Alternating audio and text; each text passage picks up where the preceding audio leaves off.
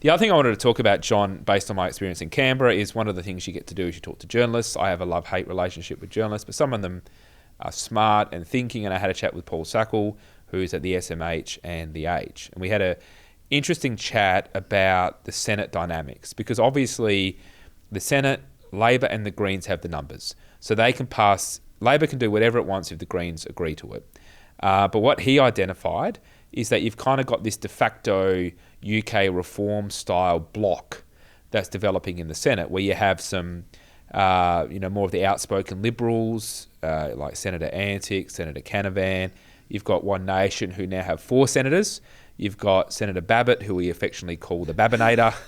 And there'll be others who come in and out of that block. So there's sort of this block that's developed in the Senate, which I thought was a really interesting way of thinking about how those dynamics. And what's the influence of that going to be? Well, it's already dragging it. I mean, this is what happens when you have private members' bills or motions that are put forward, is it forces a vote, and it shows that there's a different opinion and perspective in Parliament. And I think that was the significance of the Nationals coming out first against The Voice back in 2022.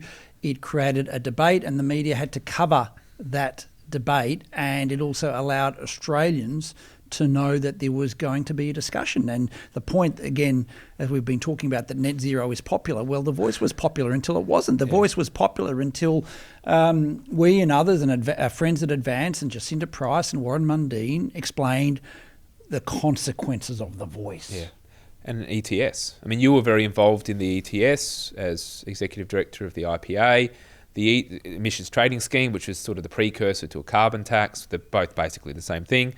That was popular. And Abbott was unpopular when he opposed it to start with. And the wonderful economics correspondent of The Australian at the time, a great man, Alan Wood, who's sadly no longer with us, was right about so many things. And I remember a column, it would have been maybe 06, 07, something like that. He said, look, the ETS is a certainty. We will have an ETS, and there's no way Australia is not going to have an emissions trading scheme. And Alan Wood was right about so many things, but fortunately, he was wrong about that because there was a debate. And Tony Abbott took the lead, and we won it.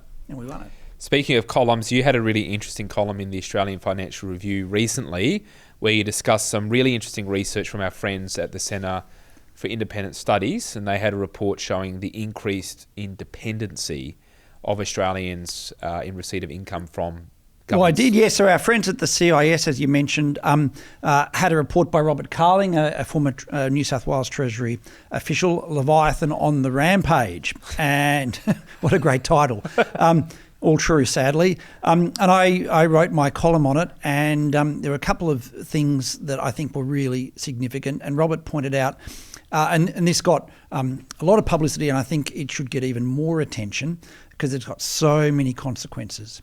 More than half of voters now rely on government for most of their income through public sector wages, welfare benefits or subsidies.